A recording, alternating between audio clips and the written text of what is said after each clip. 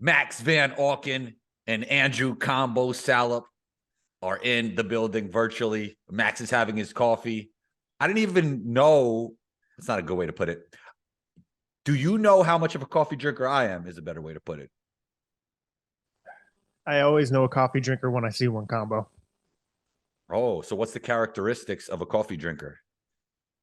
I can just tell you're upbeat. You know, you want to take advantage of your day. You want to win the day. You don't want the day to beat you. And I feel like a coffee drinker, you get off on the right foot and you feel like you're there. You know what I Very, mean? very interesting. I do believe you could still win the day without coffee. I actually took a week off about a week ago, and then I started drinking. Well, I always have the combo shakes. We'll get into that another day, but it's like a green shake. But then I did for a week. I didn't do coffee. I did warm water with lemon. It's pretty cool. It was a great experience. But now I'm back to both. So I got my lemon water, I got my coffee, and I still do the combo shakes. And you got the stripes on today. You're big time. Yeah, come on. Polo, okay. They call me Mr. Ralph. Now, so I don't drink, I don't smoke. I'm on the Tom Brady lifestyle. But the one thing I do is coffee. I'm a maniac when it comes to coffee. I I love didn't coffee. know you drink every day coffee. Every day, Combo. Every day. Now, the thing is here, because of the situation I'm currently in with one more week left, normally I have an expensive habit. Instead of making it at home and being a responsible adult, I either overspend at Starbucks or Dunkin', whatever the case may be. Uh, Fox has a hot coffee machine, and I'm an iced coffee drinker. So Wait, I feel like is it a real coffee machine or is it a Keurig? I'm not sure. I just know that All right, the little capsules of, or no, do no, they, no, or do they? like No, the flavor. they pour it in like It's like a bunch of coffee that they put in, right? Not just those little capsules. That's a Keurig where you like. Touch screen. I do French vanilla latte. Boom. Oh, okay. Oh, got you. So you don't even know what's going on in there. No idea. I just know the Oh, okay. product. The thing is, I like ice, and now it's hot. So now I feel like it's put some years on me. I feel like I need to read a newspaper when you drink hot coffee. So it's Oh, wow. You read newspapers? when I drink hot coffee only. So you never read a newspaper unless you have some hot coffee. That's interesting. Hot coffee, iced coffee, no. You Twitter. got you got an old soul. Yeah, man, you have to. Now the newspaper may be on my phone, but iced coffee, I go to Twitter. Hot coffee, I go to the newspaper. Okay. I think we've talked enough about coffee. I think we spent the first 5 minutes of this podcast talking about coffee. Anyway, Combo, I was going to throw something right out the gate at you. We'll, of course, start with your very own Orlando Magic. And, word on the street here, even in LA, they're talking about the Magic with a fun tone now. And I want to give credit to PAOLO. And Mm. listen, it's a team sport. I really like the Magic's young core. There's a lot of players to be excited about. But if it wasn't for PAOLO getting the attention he's getting and balling out the way he is, like, I don't think anyone saw him being able to produce this early the way he is. Like I think we all saw the potential with him, and I know you and I talked about him a lot in a bright light. But the fact that he's putting up these numbers this early, I feel like it's like, whoa, what has Orlando got going? They got the rookie of the year, and like I don't think it's a close. It's not a debate on who the rookie of the year is already thus far, right? Yeah, I mean, I had him as my rookie of the year. That's well documented. But I would also say that, yeah, I loved his potential, but I also loved how NBA ready he was going to be. I thought he was the most NBA ready prospect. As much as I love Chet's ceiling, I love what Paulo was just coming into the league. Chet unfortunately got hurt, but maybe it'll help him in the long run. But staying on Paulo, he really is showing that 2K rating we were talking about earlier is no good, man. What they had him in the early 80s? Come on. They had Pat Bev ahead of him. We got to pull that clip up because that aged well. It did. I think they had him in the high 70s. I thought he was one of the 80 guys. Yeah, you might be right. You might be right. They might have had him in the high 70s. 80, 81. Yeah, that was 79. And Paulo was like 78. Yeah, where would you say he is now? It's tough because he's not in a winning situation, right? So I would say he's an 83, 84. he might be higher than that, Max. Really? Yeah, I would say I'd give him 87. Oh, 87. Yeah. That guy is good. Like just watching him play. And the only reason he's not even higher than that is because he's on a losing team, I think. Like I know team shouldn't have anything to do with it, but it does. Like if he could do what he's doing on a winning team, I mean, you're in the 90s, right? I mean, you have to be. Yeah, no, that's true. I mean, I don't know. It's hard for me to say 90 this early because it's what been 10 games or Well, so. let's just say don't even worry about how old or young he is. Just watching him as a basketball player this season, right? Yeah, I think okay, 86, 87. You could pull that off for I mean, sure. that guy And I is good. Okay, so who are the other 88s around the league? Do you know? Like, can you give me an example? think like CJ McCollum is an 88.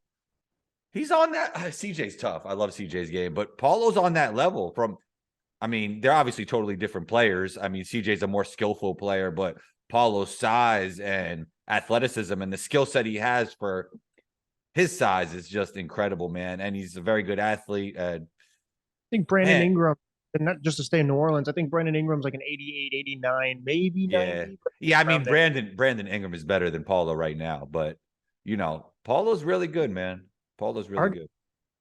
our guy Pierre was basically saying he could see B. I saw a clip that he put out, and it was He loves talking about he loves I, BI's game. His profile pic was BI yeah, with yeah. He the was with talking the about hairdo. how them were kind of hand in hand, just different situations. I was like, Who? ooh, Who? BI and Paulo?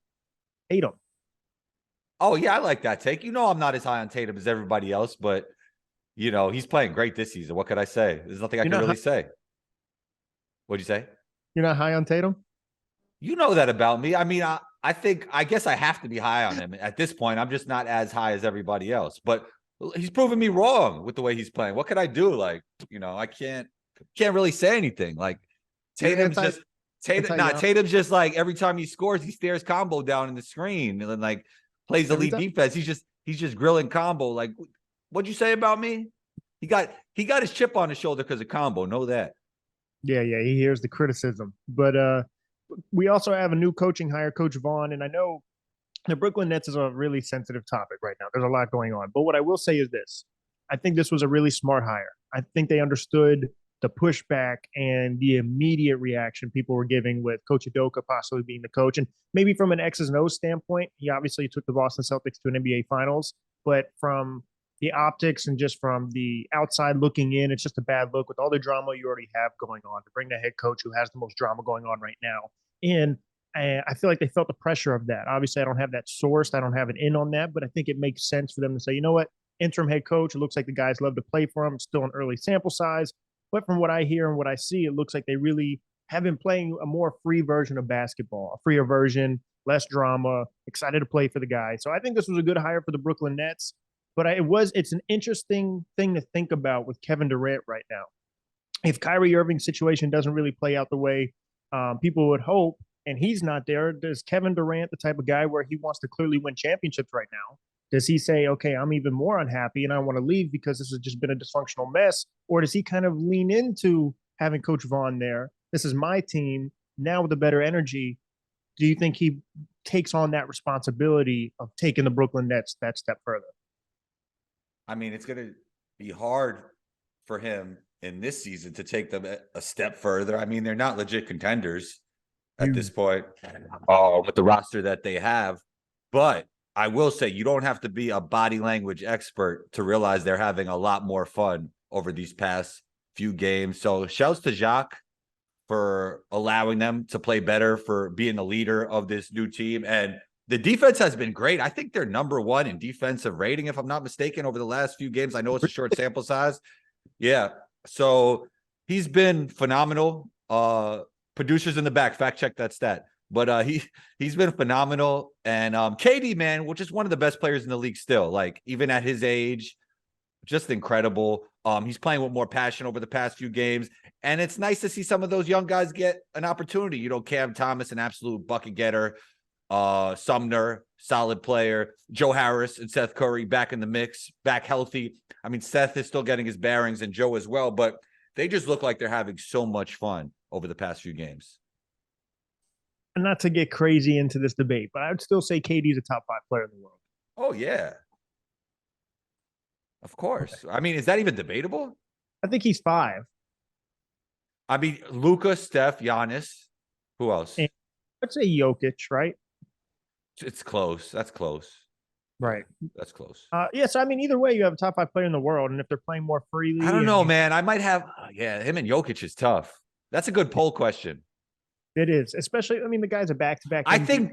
I think most people would say Durant if I put Really? that as a poll. Yeah, we're gonna have to throw that up there. Yeah, I'll put I that as a poll. ran over Jokic. If like I mean, maybe not to start a team right now because of the age difference, but like if I need to win one game right now, I would take Kevin Durant over Jokic. Yeah, yeah. Jokic is his ability to make those around him better is just so elite, though, right? Yeah. So, but KD's obviously the guy you want to give the ball to, end of the shot clock, end of the game. The more of the Kobe MJ mold, like just straight, I'm gonna get buckets and kill you and take your heart out. Like nobody puts KD in that category, but he kind of is a killer on, because of the move to the Warriors. They don't really take into consideration how much of a killer he is in the actual game. That's a great point. And because of the burner accounts. Now, listen, these are plenty of times for me to take shots at KD, and I'm not. You know what I mean? Like, Siegel at KD, Well, I you got you. just took a shot at him, though. Just saying because of the burner accounts. You just like when people see that, they don't think killer because you're hiding behind a different account. If He you're would putting, have. I mean, if you're adding in the burner accounts to your basketball assessment, yeah, you got to reassess your life. His approach. But I don't know. I do. KD's a killer, 100%. Now the Milwaukee Bucks have only lost one game. I could be mistaken if they lost another one since, but I know the Atlanta Hawks beat them. But I mean, they look scary. Like they were my pick to win the championship. Giannis, you know how I already think Giannis is the best player in the world, playing like the best player in the world. But they look healthy. They're big. They're shooting threes. They're good defensively. Do you feel Milwaukee has separated themselves from at least the Eastern Conference? Like, who's their rival in the Eastern Conference right now? Is it Boston? Yes, they separated themselves to answer your question. And two, the only thing they're missing is a guy who create their own shot at the end of the game or in the shot clock. Oh, wait, they have him. He's just not playing right now. That's the crazy part. Like when they get Chris Middleton back into the fold, this team is going to be absolutely phenomenal. And another guy who, if he could come back even 90% of what he was, Joe Angles, is another guy that could create in the half court and make really nice reads and really nice plays. So, man, they're in a great position right now. They definitely look like one of the title favorites. Just a great team. I mean, Giannis, best two-way player in the world. I still think Luka is the best player in the world. We're not going to debate that today. Yeah, I think that. Max, you know me well enough. I thought you thought KD was number one. Now Luka. I think Luka's better than. Oh, we didn't even say Luka before. What? I just realized that. Oh, we did. We did say Luka. No, I think Luka is now a better player than KD at this current point. Okay. Yeah, at this current point. I mean, all time, KD is top 10 to me. Oh, yeah. But yeah. No, I mean they're phenomenal, and they don't even have Chris Middleton yet. Like that was a difference. If they had Chris Middleton last year, I mean, I don't know if the Warriors win that title. Yeah, I don't think so either. Now, to stick in the East, I think a team that a lot of people are really excited to just see how successful they are. I know it was like a team of the future, a young core, but they added a piece. But I didn't think anyone thought they were going to be this successful this early, and that's the Cleveland Cavaliers, the land. Like the Cavs look nice. Oh yeah. Now, like I think they're the second seed in the East, right? And it's still early, obviously. But I mean, to have this early success, Donovan Mitchell is playing out of his mind. Like, do you feel Cleveland is a really good story in the regular season, or do you expect Cleveland to also make a push in the playoffs? I think they'll make a push in the playoffs. They have the most dynamic backcourt in the NBA with Donovan and Darius. And whatever those two lack on defense is cleaned up by their two defensive bigs. So the one thing they are actually missing is a 3-and-D type player who could actually knock down threes and defend like Okoro could defend. Karras, probably not the greatest defender, but he's less catch and shoot and more create his own. So they're really missing just that guy who could, as a big wing, lock down on defense so they could guard guys like KD and Giannis. Obviously not stop them, but slow them down slightly to a degree, or at least make them tired so they're more tired on the defensive end. You know what I mean? But that's the one thing they are missing. If Okoro could develop a jump shot, man, like they would be tough to beat. So I think they should focus on the development of Okoro's shooting and also allowing Karis LeVert to fit the role of the team with maybe more catch and shoot situations. But they're a phenomenal team, and that backcourt is just so dynamic. And Evan Mobley is great, and Jared Allen is great as well. Okay, so if I told you Milwaukee, Atlanta, or Cleveland versus Boston, Philly, and Miami, would you say that Atlanta, Cleveland, and Milwaukee seem to be more of the front end of the Eastern Conference now? Name all the teams. I mean, Miami's not even in the mix right now. Which is crazy, right? Yeah, I mean, yeah. So what were the other? So they're not in the mix right now. I mean, Kyle looks old. I mean, they're not connected. Tyler's completely. The way they're looking right now, it's bad. It's really bad because Duncan can't make a shot. Tyler's not playing the same as he was when he was coming off the bench. Jimmy's hurt right now. They were at a talent deficit already. Like, I believe in the Miami Heat's coaching staff. I believe in the Miami Heat's culture. I just don't believe they have enough talent in their prime to get it done this year. And so when I'm looking at the front end of the East, obviously we could probably take Milwaukee out. Like we already said, they've kind of separated themselves. But I put Atlanta and Cleveland above Philly, Miami, and the rest of the teams. It's really Boston that you could probably throw in the mix there. Yeah, Philly is they're still a wild card. I mean, they have the talent to win it all, but it's just not coming together. And then obviously James Harden is hurt and Embiid is not playing at an MVP level. No. You know what I mean? So, yeah, it's tough with them, but they have the potential because of the roster. I really like their roster, like on paper, but paper doesn't play basketball, right? The Hawks are playing really well, but I don't think they're as good as the Cavs, and I definitely don't think they're as good as the Celtics or the Bucks. I really do expect the Hawks to make a push too. I hope so. I love Trae Young's game, and DeJounte Murray he's playing like who knows who their best player is at this point, right? But yeah, they're good, but I don't think they're as good as the Cavs. I don't think they're as good as Milwaukee, and I don't think they're as good as the Bucks. I said Milwaukee and the Bucks. I mean, yeah, you did. I know you meant. Lastly, the last thing I have, unless there's something else you want to get into, is no one's really talking about it, Combo, and it's kind of like just puzzling to me because it's like obviously it's not a new thing that's happening, but it's just a reoccurring thing. No matter how much time this guy has off, no matter how much load management he does, I love the guy as a player. Kawhi Leonard is missing more time yet again, and it's wild to me. Like it's wild. He missed the whole season, comes back, load management. He doesn't even play the first half of certain games, and he's still out. I feel like he's finessing the Clippers. Do you think so? I mean, that's just a feeling I get. I hope not, but it's like, why? What's my man said he doesn't even watch basketball when they asked him a question the other day.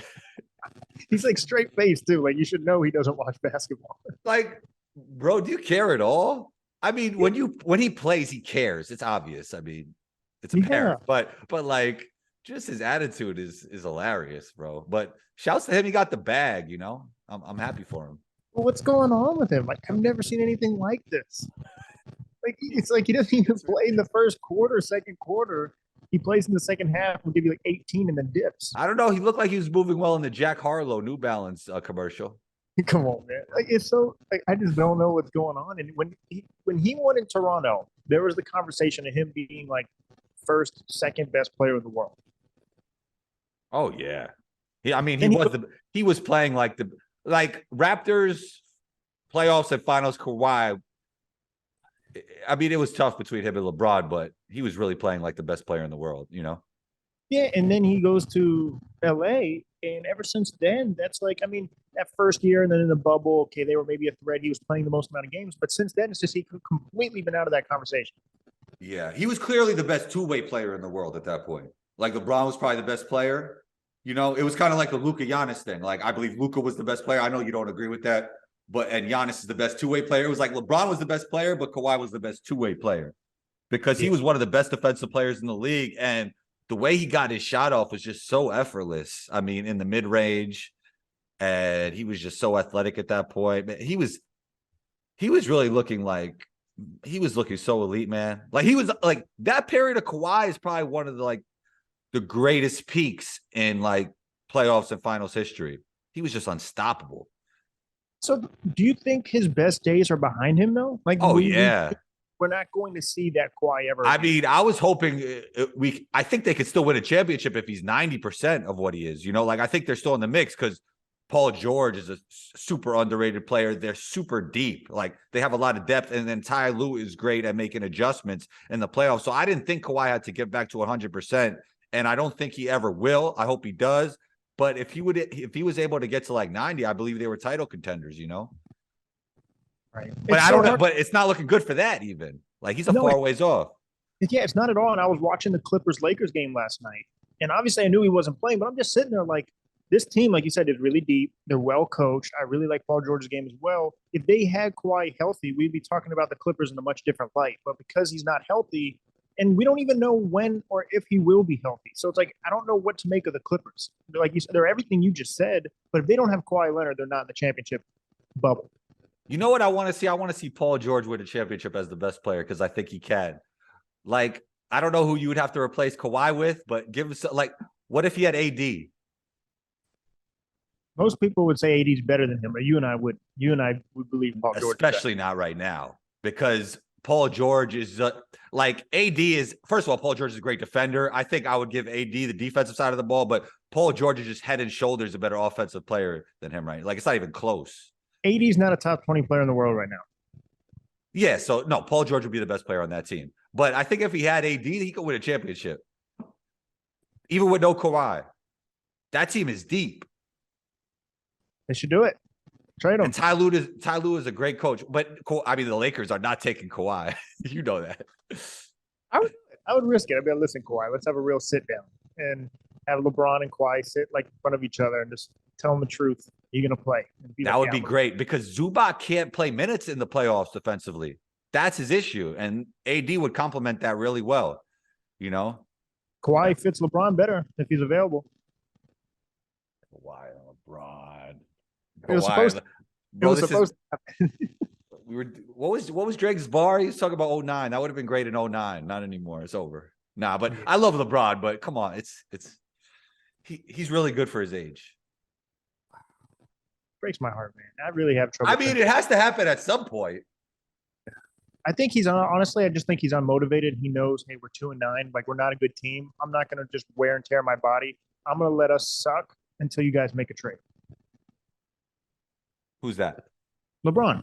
He's like, why am I going to exert the miles that I have left on my body on a bad team that's not going to get me anywhere? You guys don't want to make a trade, then you're not going to get the best version of me. I think he's being passive aggressive a little bit with that.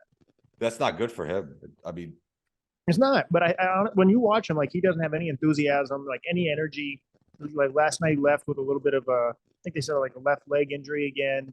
And I just think his body language, the man's been in 9 straight NBA finals. He won a championship 2 years ago. Now he's on a 2-9 team. And I think he's at the point where he's like, look, I can't just put the team on my back and you put all the workload on me. I'm not doing that. So either you guys change something or you're not going to get the best version of what the little I have left. Maybe. You could be right. I'm onto it, Combo. But that's an episode. That was amazing. Always great talking basketball with Max Van Auken. You can catch Max on Instagram at Max_Van_Auken. You can catch me on Instagram at 12combo O and ETWOCOMBO. Subscribe to the MVP podcast. Subscribe to Combos Coordinated. Of course, subscribe to the Believe in Magic podcast.